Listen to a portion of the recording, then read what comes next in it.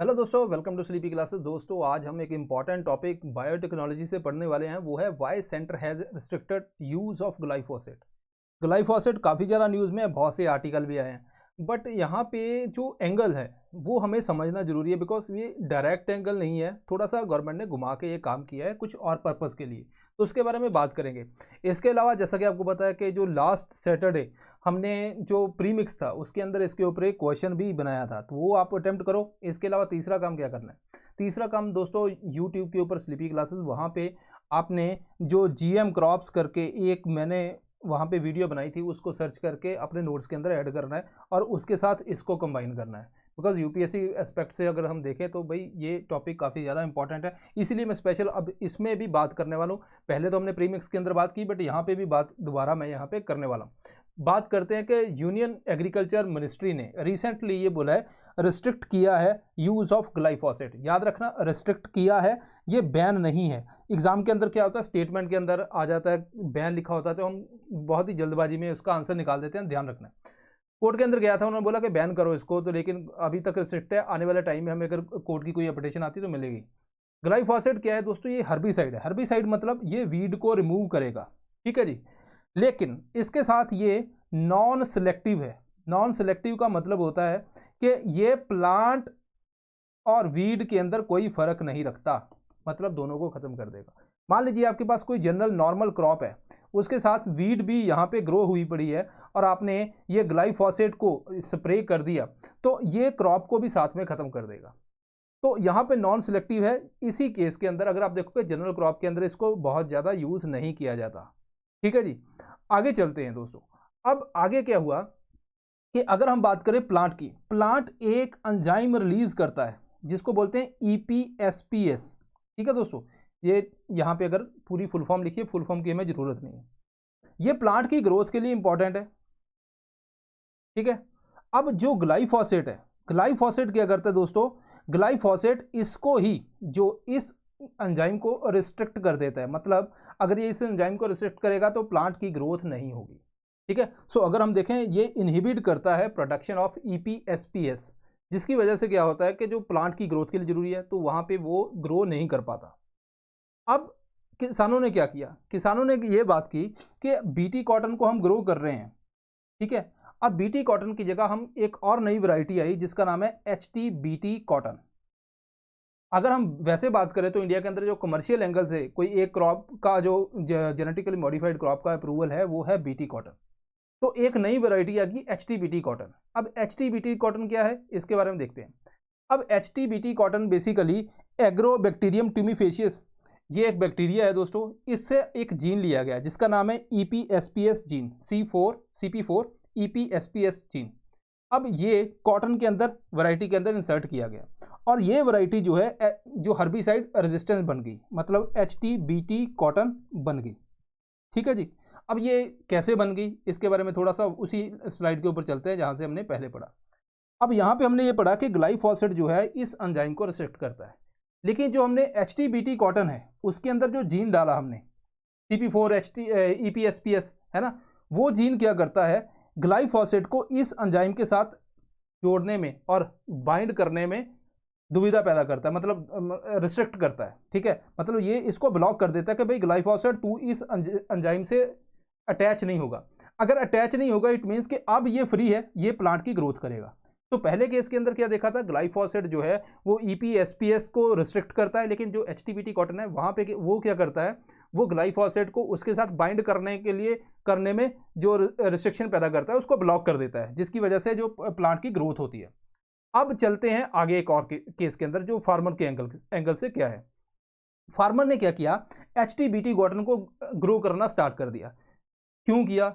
अब देखो एक एंगल, अगर मान लीजिए नॉर्मल कॉटन फार्मर ग्रो कर रहा है, उसके अंदर वीड होती है, तो वहां पे ग्लाइफोसेट हम स्प्रे नहीं करेंगे, क्योंकि उसके अंदर वो जीन नहीं है जो ग्लाइफोसेट को रोक देगा, वो कॉटन को भी खत्म कर देगा, ठीक है। तो अब फार्मर को ये वीड जो है हाथ से निकालनी पड़ेगी या किसी को पैसे देने पड़ेंगे, लेबर के खर्चा आएगा, ये सारा। तो फार्मर ने क्या उसकी जगह H T B T cotton grow किया और यहाँ पे इसके ऊपर ग्लाइफोसेट स्प्रे की, और वो उससे वीड तो खत्म होगी लेकिन H T B T cotton बच गया। लेकिन इंडिया ये बोलते हैं, गवर्नमेंट ये बोलती है कि भाई हमने इसको अभी अप्रूवल नहीं दिया कि आप कमर्शियल एंगल के ऊपर इसको चलाओ, तो जो भी इसके सीड मिल रहे हैं वो इलीगल है। तो गवर्नमेंट ने 1-2 बार पहले बोला कि जितने भी यहाँ पे इलीगल सीड वगैरह मिले तो उन्होंने बोला रिस्ट्रिक्ट करो भाई, इसको मत यूज करो, ठीक है। अभी फाइनल अप्रूवल नहीं है, क्योंकि ह्यूमन बॉडी के ऊपर क्या इंपैक्ट होगा किसी को नहीं पता, आने वाले टाइम में क्या होगा। तो गवर्नमेंट ने बोला इसका अप्रूवल नहीं है, लेकिन वो तब भी इलीगल काम चलता रहा। अब गवर्नमेंट ने रिस्ट्रिक्ट कर दिया ग्लाइफोसेट को, ठीक है। तो ग्लाइफोसेट अगर रिस्ट्रिक्ट होगी तो मान लीजिए अगर फार्मर के पास अब ग्लाइफोसेट अगर मार्केट के अंदर वैसे अवेलेबल नहीं है तो आपको कुछ ना कुछ परमिशन या कुछ स्पेशल कंडीशन लेनी पड़ेगी। तो ग्लाइफोसेट ही नहीं है तो फार्मर को यहाँ पे भी एचटीबीटी कॉटन से भी जो वीड है वो हाथ से निकालनी पड़ेगी। तो फिर वो एचटीबीटी कॉटन से थोड़ा सा साइड में हट जाएगा, दूसरी नॉर्मल कॉटन को या कोई और को वैरायटी को वो ग्रो कर सकता है। तो गवर्नमेंट ने इनडायरेक्टली ये काम किया है।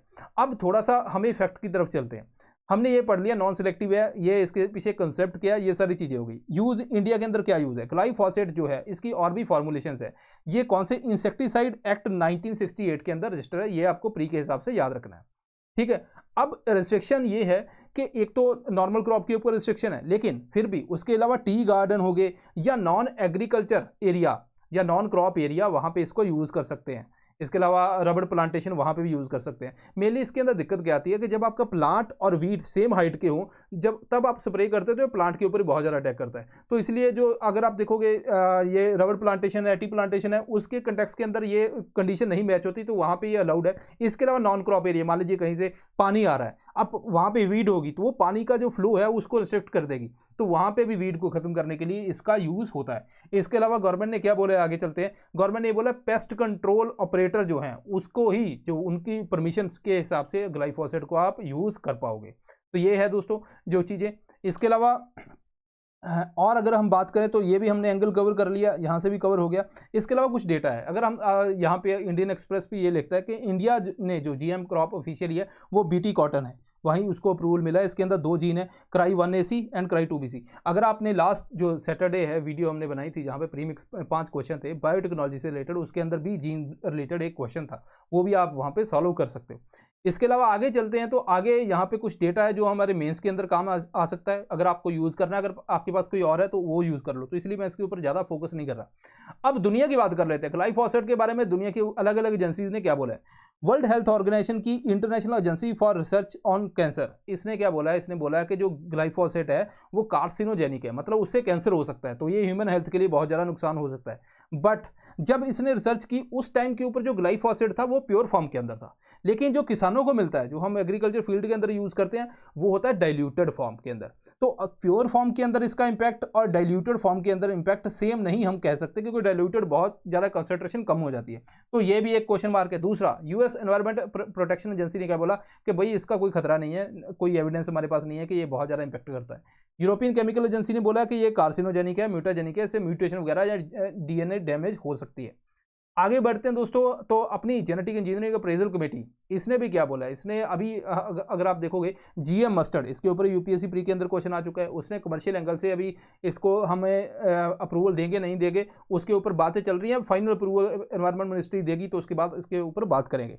इसके अलावा जो एचटीबीटी कॉटन है उसके ऊपर भी जो इन्होंने अभी कॉल लेनी है, तो यहाँ पे मतलब हमारी अपडेशन पड़ी है आगे, है ना। आगे चल के अगर हमें कुछ अपडेट मिलता है आपका प्री के हिसाब से पहले से, तो हम उसको डेफिनेटली कवर करेंगे। तो इसीलिए आपको ये देखते रहना है, ठीक है, कि कोई अपडेशन आई नहीं। अगर मान लीजिए आपको जल्दी, तो आप न्यूज़पेपर के अंदर भी रोज थोड़ा थोड़ा ढूंढ सकते हैं कि अगर कहीं उसके ऊपर कुछ अपडेशन आई तो उसको अपने नोट्स के अंदर ऐड करना है, क्योंकि अगर इतनी इन्फॉर्मेशन है आगे कुछ अपडेशन आ जाती है आपको वो नहीं पता, तो फिर वहाँ पे दिक्कत एग्जाम के अंदर आ सकती है।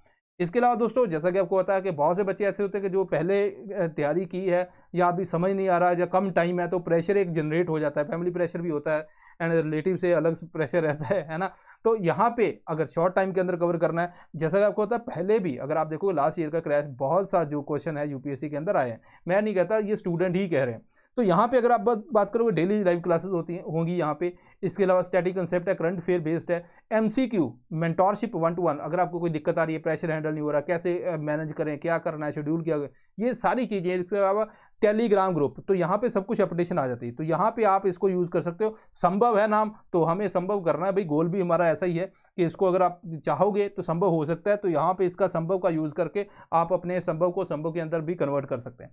तो ये थी दोस्तों आज की इन्फॉर्मेशन। आई होप कि आपको ये समझ आया होगा। तो अगर आपको ये लगता है कि आपके हिसाब से फिट बैठ रहा है, तभी आपने हमारी वेबसाइट के ऊपर विजिट करना है, यहाँ पे कॉल कर सकते हैं, तब आप उसको ज्वाइन कर सकते हो। तो मिलते हैं next time. Thank you very much.